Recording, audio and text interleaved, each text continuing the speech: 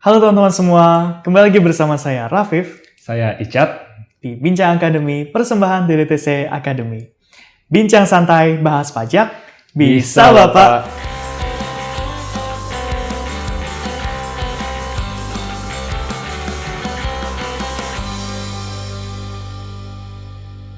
Nah, rekan-rekan Bincang Akademi, selama setahun ke belakang ini, kita telah membahas nih berbagai topik menarik terkait perpajakan, begitu ya. Nah, pada video kali ini, di penghujung tahun 2022, kita akan melakukan nih suatu rekapan video terkait topik-topik apa saja yang telah di-cover dalam Bincang Akademi. Nah, kita akan membahasnya per kategori topik, tapi juga kita akan membahas sedikit nih, atau mengulas sedikit terkait topik tersebut. Nah, Viv, salah satu kategori yang cukup menarik kita bahas di Bincang Akademi dan memang jarang menjadi pembahasan, namun penting, itu terkait outlook atau lanskap perpajakan di Indonesia nih, Viv. Nah, ini tuh suatu topik yang penting, Viv, karena memang kita melihat bagaimana pajak itu hidup di dalam masyarakat, begitu ya.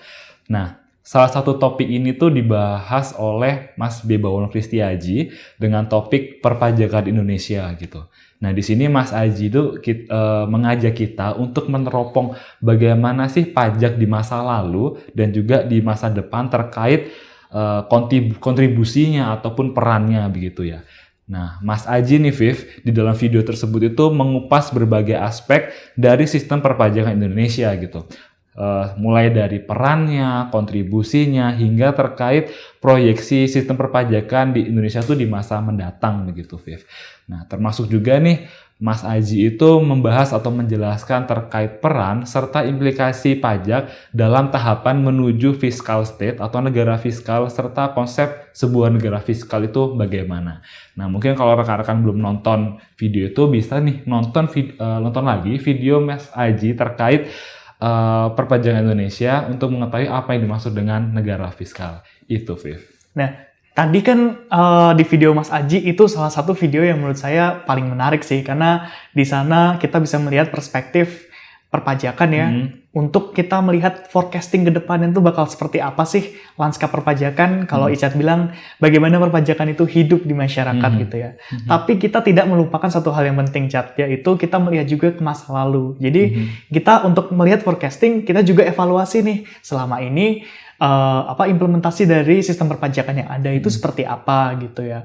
Dan juga kita jangan sampai melupakan, walaupun fungsi dari pajak itu adalah untuk menunjang pembangunan negara, ada peran yang penting lainnya yang dimiliki oleh pajak, yaitu untuk mewujudkan keadilan gitu. Nah, mungkin prinsip keadilan ini bisa cukup luas gitu bahasannya, tapi di sini oleh Mas Denny Visaro disebutkan bahwa yang namanya pajak itu bisa menyelesaikan, bisa menjadi solusi dari ketimpangan yang ada gitu. Di sini dijelaskan banyak sekali jenis-jenis ketimpangan gitu ya.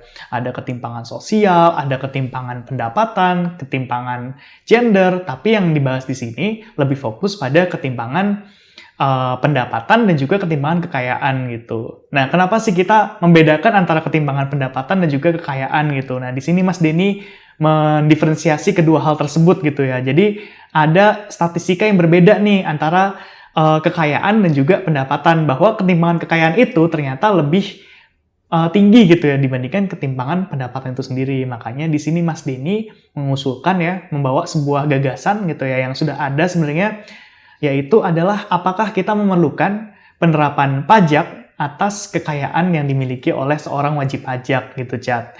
Dan juga di sini menariknya ternyata setelah dilihat-lihat di Indonesia itu ternyata sudah diterapkan ya fungsi dari pemerataan pendapatan ini, yaitu dengan adanya pajak atas kekayaan berupa pengenaan pajak bumi dan bangunan dan juga pajak kendaraan bermotor.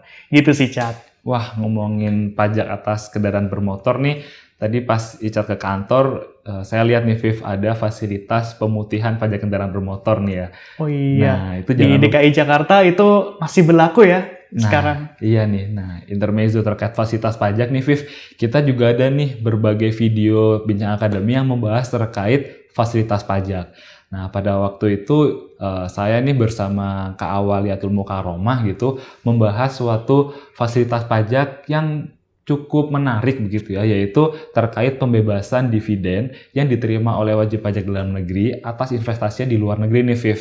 Nah, jadi ini memang fasilitas pajak ini merupakan manifestasi pajak untuk mendukung suatu perkembangan perekonomian di Indonesia begitu. Jadi memang kebijakan pajak ini dibentuk sedemikian rupa agar suatu sektor itu berkembang. Salah satunya itu terkait dividen atas investasi wajib pajak dalam negeri di luar negeri gitu. Jadi ketika badan atau orang pribadi itu melakukan investasi di luar negeri dalam berupa kepemilikan modal gitu ya di perusahaan di luar negeri gitu ya, baik yang bursa ataupun non bursa gitu ya. Nah, ketika menerima dividen ini tuh wajib pajak itu diberikan suatu opsi nih. Kalau misalkan dividen tersebut dibawa ke Indonesia dan diinvestasikan ke beberapa instrumen investasi yang sudah ditentukan, nah nantinya wajib pajak itu dapat suatu fasilitas, yaitu pengecualian dividen dari pengenaan pajak penghasilan. Nah, ini cukup menarik, Viv, karena kita ketahui sendiri gitu ya, dividen ini merupakan salah satu objek pajak penghasilan seharusnya gitu ya. Namun ketika tadi wajib pajak itu berkenan untuk melakukan investasi di dalam negeri yang sudah ditentukan oleh pemerintah, itu akan dapat fasilitas. Nah, harapannya nih dengan adanya dividen yang diinvestasikan tersebut itu dapat mendukung gitu ya perkembangan di beberapa sektor yang sudah ditentukan oleh pemerintah, Viv. Amin, amin. Jadi kita berharap bersama industri-industri yang masih butuh dukungan itu gitu ya, itu bisa lebih berkembang gitu dengan adanya pembebasan pajak penghasilan atas dividen ini ya. Betul, betul. Dan juga kita bisa mendatangkan banyak investasi gitu ya ke dalam Indonesia. Betul, betul. Dan juga ngomong-ngomong soal insentif, fungsinya sebenarnya kan memang banyak ya insentif pajak ini. Salah satunya mungkin kalau kita kilas balik ya pas awal-awal tahun 2020 dulu, kita masih zaman pandemi gitu, kita masih ya masyarakat belum stabil lah ekonominya, banyak kesulitan. Kalau dibebani pajak itu jatuh tertimpa tangga gitu ya. Jadi di sini pemerintah banyak memberikan bantuan ya dalam paket kebijakan yang disebut PEN gitu ya, Pembangunan Ekonomi Nasional, dan salah satunya di paket PEN ini ada seperangkat kebijakan untuk pemulihan insentif pajak gitu ya. Jadi banyak insentif pajak yang digelontorkan untuk menolong gitu ya, agar kita tuh bisa survive sama-sama pada masa pandemi ini. Itu kebijakannya luar biasa ya, banyak. Ada pembebasan PPN untuk beli rumah, untuk beli mobil gitu ya. Itu sangat membantu karena dengan adanya insentif itu, industri properti itu tidak jadi mati gitu ya. Memang itu hal yang sangat menarik. Tapi juga setelah pandemi selesai pun dan juga PEN itu mulai berkurang gitu ya, yang masih diberlakukan, ternyata masih banyak nih insentif yang masih bisa kita manfaatkan. Bahkan salah satunya ada perusahaan gitu ya, itu bisa dibebaskan pajak 100%. Itu keren banget kan, kita nggak usah bayar pajak penghasilan sama sekali. Tapi itu ada syaratnya, yaitu dengan namanya tax holiday. Pokoknya di video Kak Lenida Ayumi, di situ Kak Lenida Ayumi menjelaskan apa-apa aja sih menu insentif yang saat ini setelah masa pandemi gitu ya. Kalau orang bilangnya pasca pandemi gitu ya, itu masih bisa kita manfaatkan, dan gimana dan juga siapa yang bisa memperolehnya gitu. Dan juga kalau misalnya teman-teman di sini masih belum memanfaatkan fasilitas tersebut, itu nggak ada salahnya untuk cek video itu sekarang juga gitu ya. Gitu, Chat. Oke, Viv. Itu terkait ini ya, berbagai insentif pajak begitu ya. Betul. Nah, sebenarnya nih, Viv, pemerintah ini juga telah memberikan suatu kemudahan gitu ya dalam administrasi kepatuhan perpajakan. Jadi memang di Indonesia ini kita kenal bahwa sistem perpajakannya ini menganut self assessment system, Viv, ya kan. Iya.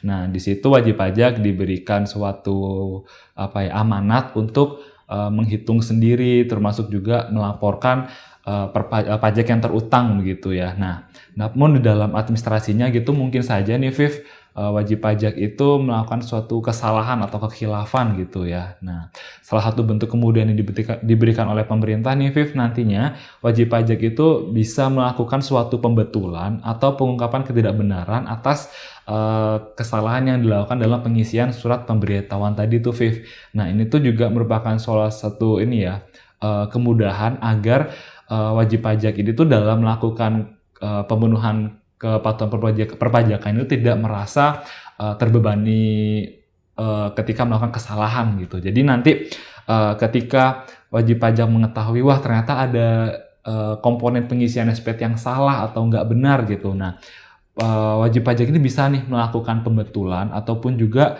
pengungkapan ketidakbenaran gitu ya dalam pengisian SPT. Nah, untuk lengkapnya apa sih sebenarnya bedanya yang dimaksud dengan pembetulan SPT ataupun pengungkapan ketidakbenaran SPT itu rekan-rekan bisa nih melihat kembali gitu ya video di mana hadir tuh Kak Rinan Aufi Metali secara detail gitu ya membahas apa perbedaan keduanya, terus syaratnya untuk mendapatkan atau melakukan tadi ya pembetulan atau pengungkapan ketidakbenaran pengisian SPT. Itu sih Viv terkait administrasinya. Oke, itu menarik banget sih video Kak Aufi ya.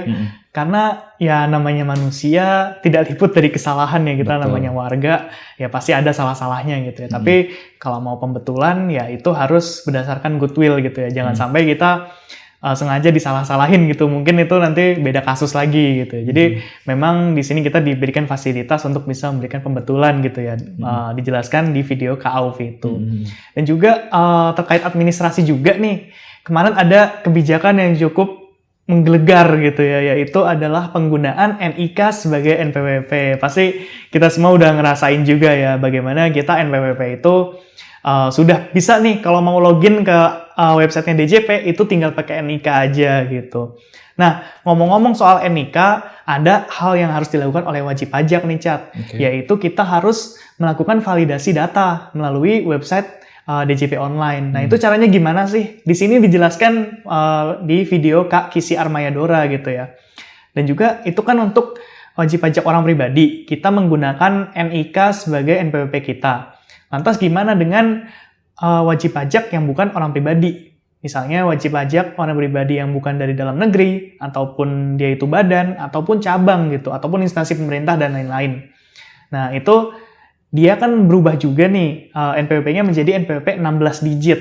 Nah, jadinya itu ketentuannya seperti apa, itu ditambahkan angka 0 gitu ya, sebagaimana dijelaskan di videonya Kak Kisi Armayadora.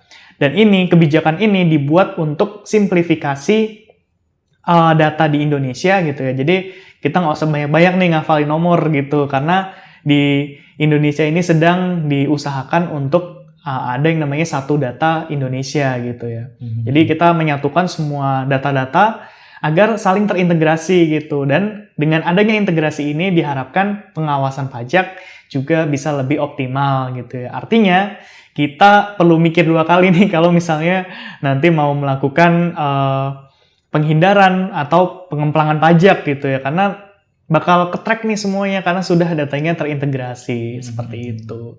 Dan juga hal yang menarik lagi mungkin tentang praktisi pajak ya, itu kemarin ada videonya dari Made Astrin gitu ya, Chat. Mungkin Icat udah nonton belum itu?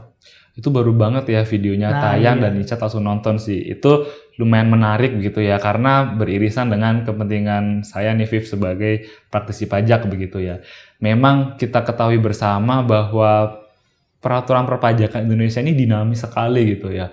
Banyak sekali peraturan baru yang datang, yang terbit gitu ya. Apalagi beberapa tahun kebelakang ini tuh memang pemerintah Indonesia ini lebih giat melakukan reformasi administrasi perpajakannya gitu ya. Termasuk juga pembenahan dalam peraturannya gitu ya, kebijakannya, kebijakan perpajakan yang cakup dalam peraturan perpajakan begitu ya. Nah, sebagai praktisi pajak ini memang gitu ya, kita harus selalu update nih Viv dengan perkembangan peraturan perpajakan yang ada di Indonesia begitu ya. Apalagi zaman sekarang itu suatu keniscayaan bagi kita untuk harus tahu nih apa aja sih sebenarnya yang terbaru peraturannya begitu ya. Apalagi ketika kita sebagai praktisi pajak gitu ya, dalam melakukan praktik pajak ataupun memberikan konsultasi gitu ya, termasuk juga kalau misalkan kita berargumentasi dalam dispute resolution gitu ya, misalkan di pengadilan pajak,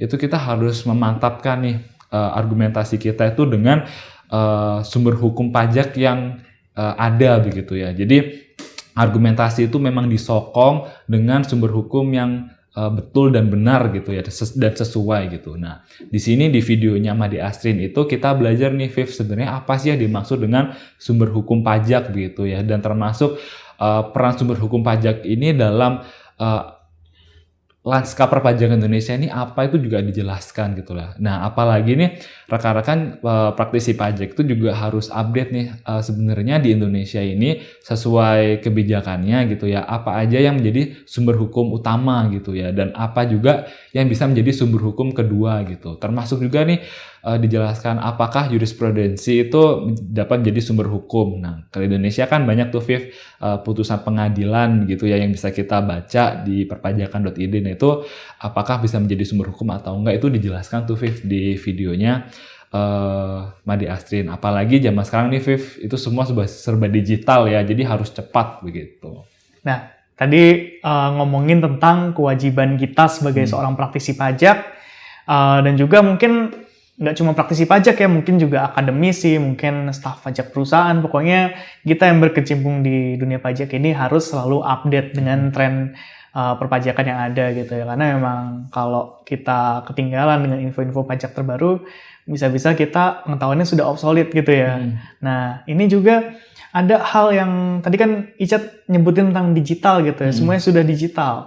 Di sini disebutkan sama Mas Gunawan ya dalam videonya, yaitu tentang sebuah tantangan terbaru dalam lanskap perpajakan kita, yaitu digitalisasi gitu. Digitalisasi semuanya sudah digital, dan itu nggak hanya kita sebagai pelaku usaha gitu, tapi juga DJP-nya sudah digital. Kalau DJP-nya sudah digital, tadi kan kita juga sudah bahas ya, semuanya integrated, maka kita juga harus bisa mempersiapkan diri untuk menghadapi hal tersebut. Caranya gimana? Yaitu dengan merapikan dokumentasi kita gitu. Kita kan ada peraturannya bahwa kita harus menyimpan dokumentasi kita selama 10 tahun gitu ya di Indonesia. Nah, jangan sampai kita hanya nyimpan doang, tapi juga kita harus menyimpannya dengan rapi, dengan klasifikasi yang baik. Itu juga dijelaskan secara elaborate oleh Mas Gunawan, bagaimana melakukan penyimpanan, bagaimana melakukan dokumentasi itu dengan optimal gitu, agar nanti kita mudah juga kalau misalnya dilakukan pemeriksaan oleh otoritas gitu ya. Dan di sini judulnya sangat menarik nih, yaitu judulnya dalam video ini adalah jangan sampai mereka, dalam hal ini otoritas, jangan sampai mereka lebih tahu kita dibandingkan kita sendiri. Karena mereka itu datanya lebih banyak, mereka bisa tahu kita lebih banyak dari kita, itu bisa bahaya gitu ya kalau misalnya dilakukan pemeriksaan. Gitu ya, Chat. Iya sih, Viv. Jadi memang sekarang ini terkait digitalisasi itu otoritas pajak sedang melakukan upaya reformasi administrasi perpajakan gitu ya. Salah satunya itu dengan pembentukan Cortex System yang dalam beberapa tahun mendatang ini harapannya sudah dapat terlaksana gitu ya. Dan memang wajib pajaklah yang menjadi pihak yang merasakan manfaatnya, Viv, di mana pelayanannya nanti akan serba digital. Tentu gitu saja, ya. Betul. Nah, ngomongin digitalisasi ini juga kita tahu bahwa pemerintah beberapa tahun belakang ini melakukan suatu pemajakan gitu ya atas transaksi yang terkait dengan digital gitu, di mana memang transaksinya itu lintas batas gitu, bisa jadi jual belinya itu antara terjadi konsumen Indonesia dengan penyedia jasa di luar negeri gitu ya, atau biasa kita kenal juga dengan PMSE gitu. Nah, pemerintah juga akhir-akhir ini melakukan suatu reformasi terkait pajak pertambahan nilai yang mana atas transaksi digital tersebut gitu. Nah, di sini ada salah satu video gitu ya yang menghadirkan Bapak Darussalam. Dalam video tersebut itu Bapak Darussalam membahas terkait reformasi pajak pertambahan nilai. Namun Pak Darussalam di sini memberikan suatu konsep dasar terlebih dahulu, Viv. Sebenarnya konsep sejati PPN itu bagaimana dan apa gitu ya, dan apakah reformasi pajak pertambahannya tersebut tuh sudah sesuai dengan konsep sejati PPN atau belum gitu. Nah, di situ juga Bapak Darussalam menjelaskan nih, apakah reformasi PPN yang sedang berlangsung saat ini itu telah sesuai atau justru malah melenceng nih dari konsep sejati PPN. Nah, di situ rekan-rekan bisa lebih dalam lagi memahami apa itu pajak pertambahan nilai. Itu, Viv. Oke, tadi kan Pak Darus menjelaskan mengenai bagaimana PPN secara konsep ya, dan juga apakah reformasi yang ada di UHPP dan turunannya itu sudah sesuai gitu ya.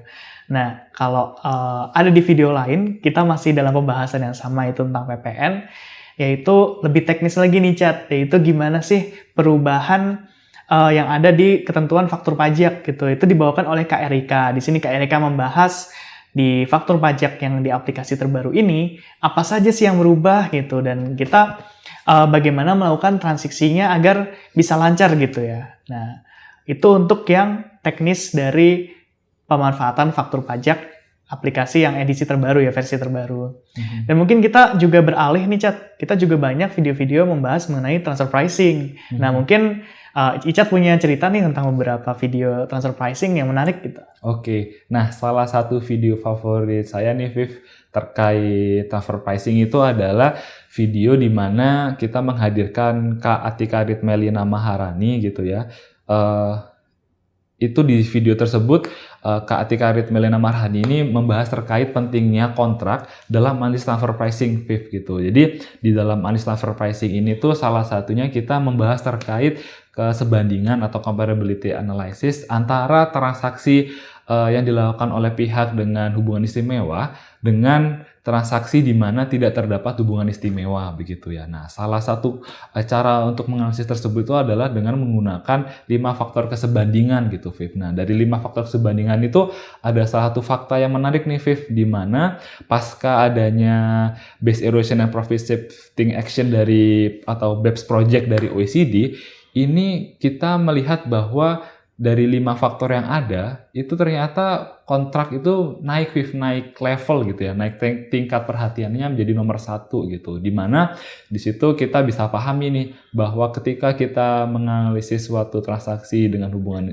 antar afiliasi begitu ya, kita harus menempatkan analisis kontrak itu lebih lebih dalam lagi gitu ya. Jadi memang pihak afiliasi ini harus melihat apakah kontrak yang dimiliki dengan pihak afiliasinya itu sudah sesuai nih dengan prinsip kewajaran dan kelaziman usaha begitu ya. Karena memang di dalam video tersebut jelaskan juga bahwa OECD ini sudah secara jelas gitu ya menyatakan bahwa membaca ketentuan kontrak itu tidak cukup hanya secara secara tekstual aja, Viv.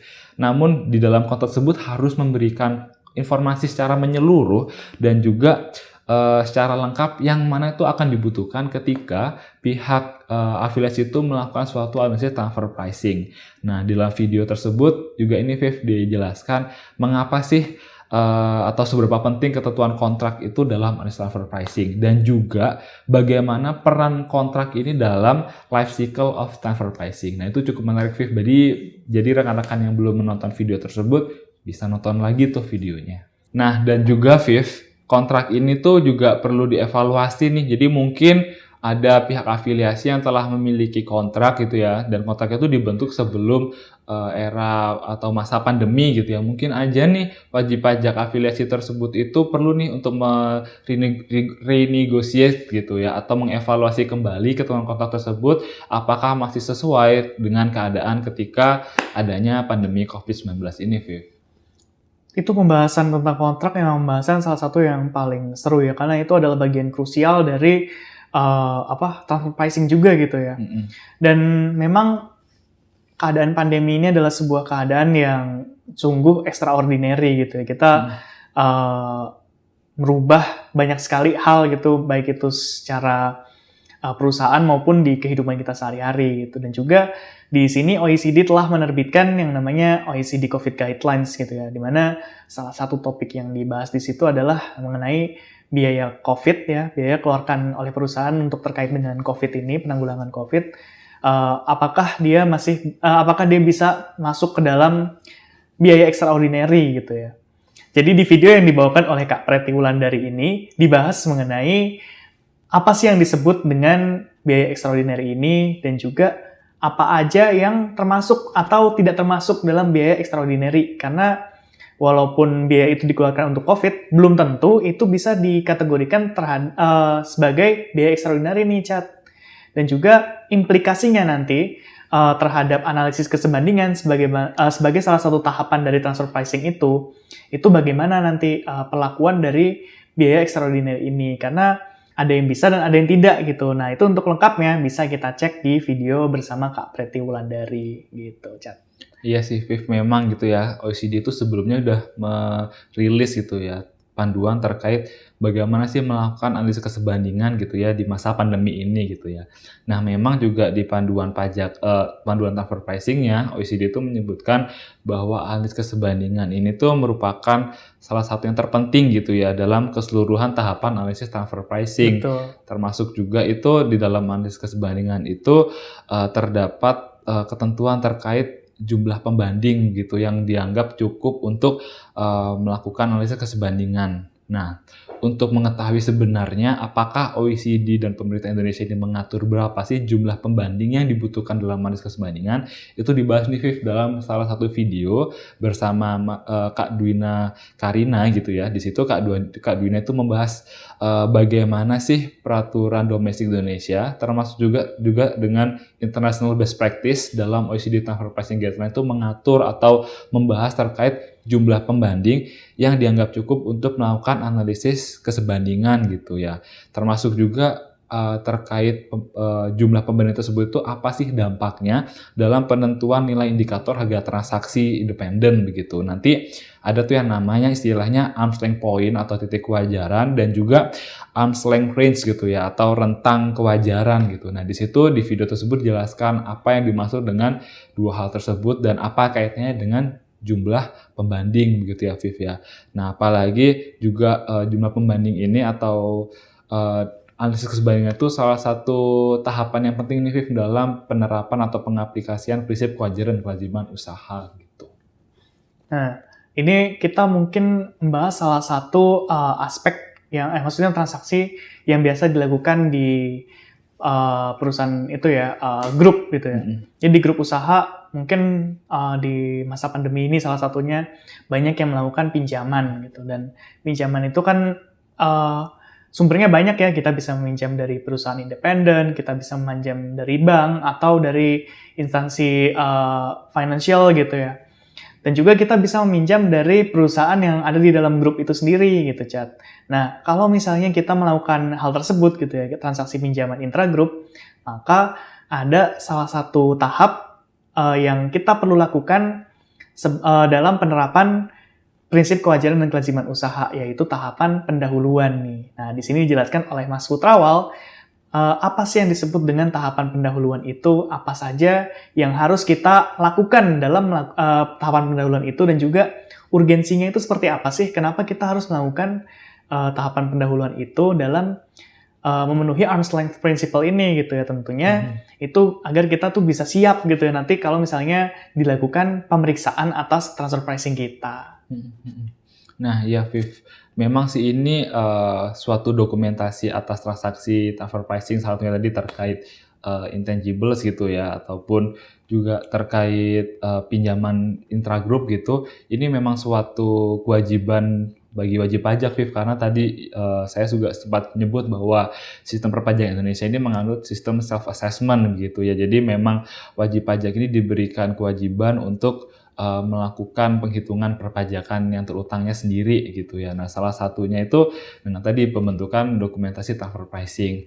Nah, nantinya ketika pihak otoritas pajak begitu ya menemukan bukti yang mana ternyata perhitungan pajak oleh wajib pajak tersebut tidak benar, nah itu bisa dilakukan suatu pemeriksaan begitu, Viv.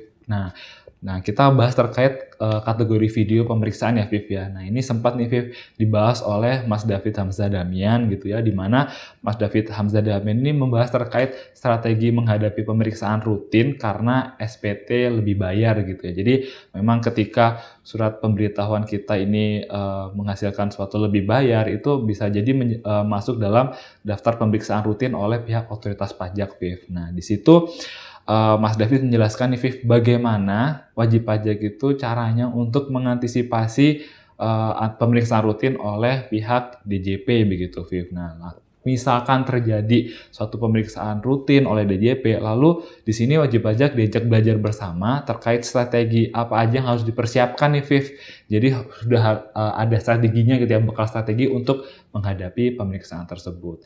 Nah, kembali lagi terkait transfer pricing, Viv, tadi itu juga disebutkan bahwa memang dokumentasi transfer pricing ini tuh salah satu bentuk self-assessment oleh wajib pajak begitu ya. Nah, ketika otoritas pajak ini menemukan suatu bukti gitu ya, di mana pendokumentasian tersebut itu tidak benar atau tidak sesuai. Nah, ini bisa otoritas pajak ini bisa melakukan suatu pemeriksaan transfer pricing Viv gitu. Nah, di sini ada salah satu video yang dibawakan oleh Kak Veronica gitu ya. Nah, di sini Kak Vero ini membahas terkait bagaimana gitu ya laporan akhir BEPS Project aksi ke-13 di mana itu terkait dokumentasi transfer pricing Viv.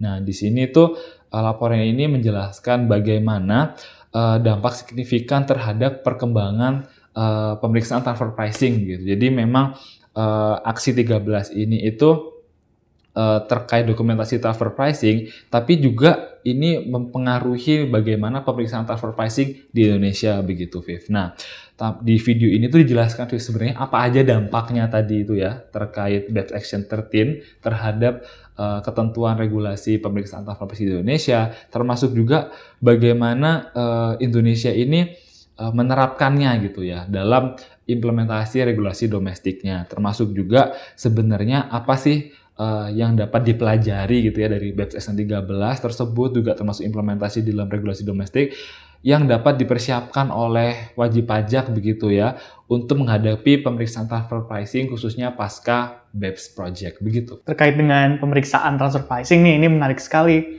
Ada juga nih Chat video yang memberikan kita insight yang mungkin baru ya bagi beberapa dari kita, karena ini istilah yang sebenarnya itu tidak asing, tapi konsepnya itu asing gitu, karena belum diberlakukan di Indonesia, yaitu adalah joint audits nih dalam konteks transfer pricing. Mungkin kalau di domestik kita biasa dengar namanya joint audits, yaitu pemeriksaan gabungan yang dilakukan oleh Direktorat Jenderal Pajak dan juga Direktorat Jenderal Bea Cukai. Nah, tapi joint audits yang dibahas dalam OECD gitu ya, itu adalah joint audits berupa pemeriksaan yang dilakukan bersamaan gitu ya oleh kedua otoritas pajak gitu ya. Jadi dari dua otoritas pajak itu melakukan pemeriksaan terhadap satu transaksi yang sama gitu, dan itu mereka berkolaborasi, dan itu adalah salah satu topik pembahasan yang sangat menarik gitu ya. Di sana Mas Rihan itu membahas apakah di Indonesia itu kita sudah siap gitu ya untuk melakukan joint audits, dan seperti apa sih implementasi dari joint audits yang telah dilaksanakan di negara-negara yang ada di dunia gitu selama ini. Nah, setelah pemeriksaan nih, Viv, biasanya akan keluar suatu surat ketetapan pajak begitu ya. Dan disitulah muncul nih suatu sengketa pajak begitu ya. Nah, dispute resolution mekanisme di Indonesia ini ada mulai dari keberatan hingga banding. Nah, kita ngomongin nih, Viv, terkait kategori video Bincang Akademi terkait dispute gitu ya. Resolution. Nah, dispute resolution ini salah satunya itu yang menarik, Viv, yang cukup saya tonton berkali-kali gitu ya, karena seru banget. Itu adalah salah satu video yang dibawakan oleh Pak Dhani Setriadi gitu ya. Kenapa video ini cukup menarik? Karena di video ini tuh Pak Dhani membagikan pengalamannya begitu ya dalam bersengketa pajak di pengadilan gitu. Khususnya itu terkait duty to give reason. Nah, di situ Pak Dhani menjelaskan apa sih itu yang dimaksud dengan duty to give reason gitu ya. Khususnya ini tuh terkait kewajiban hakim di pengadilan pajak itu untuk memberikan dasar untuk memutus suatu sengketa pajak nih, Viv. Nah, di situ Pak Dhani itu mengupas mengapa duty to give reason itu penting gitu ya dalam sengketa pajak, termasuk juga sebenarnya apa sih landasan dibalik kewajiban untuk menerapkan duty to give reason, serta juga bagaimana sih wujud penerapannya dalam putusan pengadilan pajak. Di situ Pak Dhani berceritanya secara detail banget nih, Viv, dan juga Pak Dhani nih, Viv, itu membagikan atau menceritakan pengalamannya terkait ada atau tidak adanya penerapan duty to give reason di dalam suatu putusan selama berperkara di pengadilan pajak, Viv. Tentunya kita berharap semoga hakim kita bisa memenuhi prinsip tersebut gitu ya, asas duty to give reason itu, karena dengan adanya itu semoga kita bisa lebih mencapai keadilan gitu ya. Karena dengan adanya reason, dengan adanya alasan yang jelas atas hakim memberikan sebuah keputusan, itu kita bisa lebih punya kepastian hukum gitu ya untuk kedepannya juga. Dan untuk kita, di sisi kita sebagai praktisi pajak, tentunya untuk menghadapi sebuah sengketa, hal yang paling penting adalah kita memahami hukum gitu ya. Kita memahami dan menguasai hukum yang ada dan juga dasar-dasar hukum, termasuk jurisprudensi baik itu di Indonesia maupun di internasional seperti itu. Nah, tapi ada juga soft skill yang harus kita kuasai nih Chat, yaitu dibahas oleh Kak Yurika Yuki. Nah, Kak Yuki di sini membahas mengenai bagaimana sih cara teknik bersengketa, yaitu cara menulis argumen hukum yang kuat. Nah, jadi di sini Kak Yuki ngajarin ke kita gimana sih caranya menulis surat banding atau dokumen hukum lainnya itu yang ringkas, singkat, dan juga argumennya itu kuat gitu, Chat. Karena sebagai seorang praktisi pajak ya, yang namanya soft skill menulis itu adalah hal yang sangat krusial gitu. Dengan tulisan kita itu bisa menentukan seberapa kuat gitu ya, posisi kita di pengadilan nanti gitu ya. Dan juga ada satu kutipan yang cukup menarik ya yang dibacakan oleh Kak Yuki di video tersebut, bahwa waktu itu Einstein menyebutkan kalau misalnya saya punya waktu sekian, maka saya akan menggunakan 90% untuk persiapan gitu ya. Dan juga tentunya kalau kita persiapan pengadilan tuh ngapain? Yaitu drafting tulisan hukum ini ya, argumentasi hukum ini. Jadi sebegitu pentingnya menulis dengan baik dan juga ringkas gitu. Karena kalau misalnya kita menulisnya itu kurang menarik gitu atau tampilannya tidak menarik, maka bagaimana hakim bisa tertarik untuk membaca tulisan argumentasi kita. Seperti itu ya, Cap. Nah, ya nih Viv, sebenarnya selain mekanisme penyelesaian sengketa yang ada di Indonesia ini, yaitu tadi keberatan, lalu banding, peninjauan kembali gitu ya Viv ya. Sebenarnya ada nih salah satu mekanisme penyelesaian sengketa lainnya yang juga berlaku di Indonesia nih Viv, yaitu terkait Mutual Agreement Procedure dan juga Advance Pricing Agreement.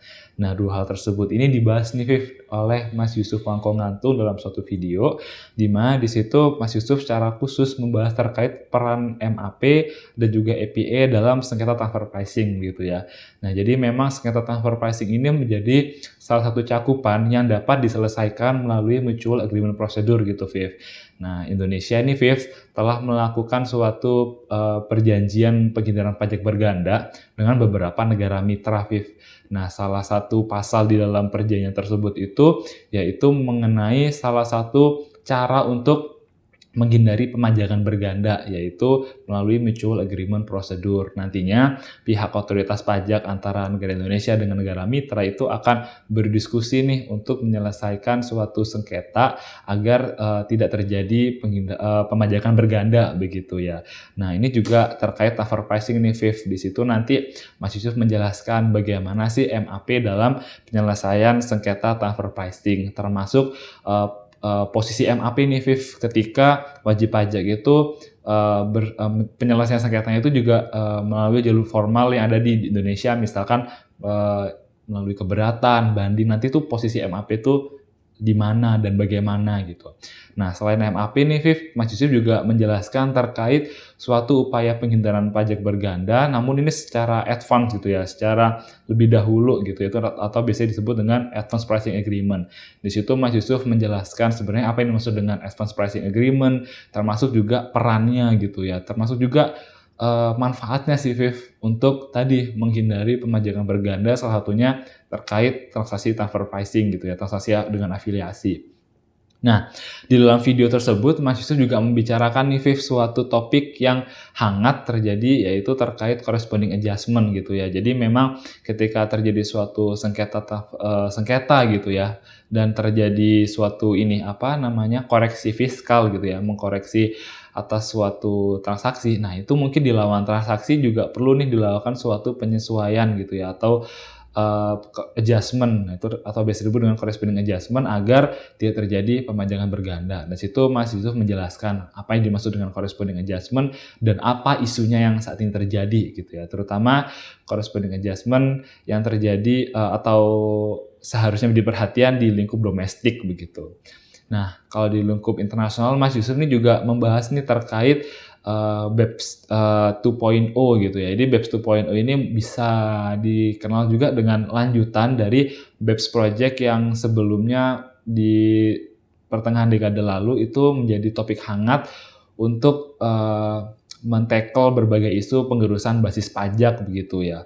Nah, di sini di video tersebut Mas Yusuf menjelaskan nih bagaimana perubahan radikal itu dari standar kewajaran tradisional gitu ya menuju pengalokasian keuntungan perusahaan multinasional kepada yurisdiksi pasar dengan suatu formula. Jadi memang di BEPS 2.0 itu nanti akan ada suatu formula untuk pengalokasian keuntungan perusahaan multinasional berdasarkan di mana perusahaan tersebut melakukan atau mengenerate revenue-nya begitu. Itu dijelaskan oleh Mas Yusuf. Cukup menarik sih Viv, dan cukup dalam pembahasannya. Ya memang pada intinya sih kalau kita sudah masuk ke ranah dispute gitu ya, kita sudah bersengketa, itu bisa jadi nanti tahapannya akan rumit gitu ya. Baik itu melalui keberatan dan banding di Pengadilan Pajak dan juga Mahkamah Agung, ataupun kita melalui jalur yang tadi dijelaskan oleh Mas Yusuf ya, yaitu melalui MAP atau APA gitu. Tapi sebenarnya yang paling penting adalah kita harus bisa meminimalisir risiko dari dispute ini, Chat. Nah, itu gimana sih caranya? Yaitu di sini dijelaskan oleh Mas Romi Irawan. Jadi Mas Romi menjelaskan mengenai sebuah konsep, yaitu Transfer Pricing Control Framework gitu ya. Dan di sini Mas Romi menjelaskan kenapa sih Transfer Pricing Control Framework itu menjadi penting, dan juga bagaimana Transfer Pricing Control Framework ini bisa meminimalisir risiko dari dispute gitu ya, risiko dari sengketa yang akan ditempuh oleh wajib pajak gitu. Karena kita kan juga melihat ya bagaimana trennya banyaknya sengketa transfer pricing itu di dunia itu semakin banyak gitu ya, baik itu yang melalui MAP atau APA maupun yang melalui jalur domestik seperti itu. Jadi baiknya kita merapikan dulu nih sistem transfer pricing yang ada di perusahaan seperti itu. Nah, iya Viv, memang salah satu hal yang penting dilakukan oleh wajib pajak itu adalah untuk melakukan mitigasi gitu ya. Mitigasi sengketa transfer pricing atau mempersiapkan dirinya sebelum terjadi suatu sengketa, karena memang mungkin sengketa itu tidak terhindarkan, namun sebelum sengketa terjadi itu wajib pajak sudah siap gitu ya untuk menghadapi pemeriksaan ataupun juga sengketa transfer pricing begitu ya. Nah, salah satu transaksi yang menjadi perhatian khusus oleh otoritas pajak di Indonesia ini ataupun di berbagai negara lainnya itu adalah terkait transaksi afiliasi intragroup gitu ya, atau jasa intragroup. Nah, jasa intragroup ini memang terjadi karena suatu grup gitu ya, itu untuk melakukan suatu efisiensi gitu ya, yaitu dengan cara melakukan jasa intragroup gitu ya, Viv ya. Nah, jasa intragroup ini kan memang suatu yang tidak tampak gitu ya, dan memang mungkin menjadi salah satu transaksi yang rawan terjadinya manipulasi transfer pricing gitu. Nah, di sini oleh Kak Cindy Kikonia Febi ini dibahas nih, Viv, suatu cara untuk memitigasi sengketa transfer pricing atas transaksi jasa intragroup gitu ya. Di dalam video tersebut dijelaskan nih bagaimana otoritas pajak ini tuh mulai memfokuskan atau menambah perhatian gitu ya terkait transfer pricing khususnya di jasa transaksi intragroup gitu ya. Nah, di situ memang disebutkan bahwa transaksi jasa intragroup ini itu transaksi yang lazim dilakukan oleh suatu grup usaha begitu ya. Nah, oleh karena itu kita perlu nih memahami atau belajar lagi terkait apa saja sih hal-hal yang melatar belakangi suatu terjadi sengketa itu apa aja gitu, latar belakangnya sengketa gitu. Nah, termasuk juga bagaimana sih cara menerapkan prinsip arm's length principle gitu ya, prinsip kewajaran kelaziman usaha atas transaksi intragroup services tadi itu sesuai dengan regulasi domestik di Indonesia dan juga sesuai dengan international best practice yang mana tertuang dalam OECD Transfer Pricing Guideline. Nah, di sini disebutkan juga nih sebenarnya apa saja hal-hal yang perlu menjadi perhatian bagi wajib pajak terkait isu sengketa transfer pricing, dan khususnya terkait tadi untuk memitigasi sengketa transfer pricing itu bagaimana. Begitu, Viv. Memang kalau di sebuah perusahaan intragroup itu memang sudah biasa ya terjadi yang namanya intragroup services atau transaksi jasa intragroup. Jadi ya kita perlu siap-siap nih gimana cara memitigasinya. Nah, gitu betul, ya. mitigasi. Ada istilah kayak lebih baik mencegah daripada mengobatin gitu ya, Viv. Iya, betul juga. Jadi ya memang di transaksi, maksudnya di sebuah aspek perpajakan, baik itu transfer pricing maupun ya domestik, kita kalau bisa selesaikan konflik yang ada itu pada tahapan pemeriksaan gitu ya, jangan sampai masuk ke sengketa gitu. Iya, betul. Jadi seperti itu. Oke, teman-teman bincang semua. Jadi episode apa nih yang menjadi favorit kamu? Kalau memang penasaran atau sudah terlupa atau memang belum nonton, jangan lupa untuk cek lagi ya di channel kita DDTC Indonesia. Kalau di tahun depan kira-kira ada apa ya? Nantikan ya terbitan baru di channel YouTube DDTC Indonesia yang akan dipersembahkan oleh DDTC Academy. Nah, untuk Bincang Akademi mungkin kita cukupkan di kali ini ya. Terima kasih untuk penonton semuanya sudah menyaksikan sampai akhir. Sampai jumpa di kesempatan berikutnya. Bincang santai, bahas pajak, bisa Bapak. Terima kasih.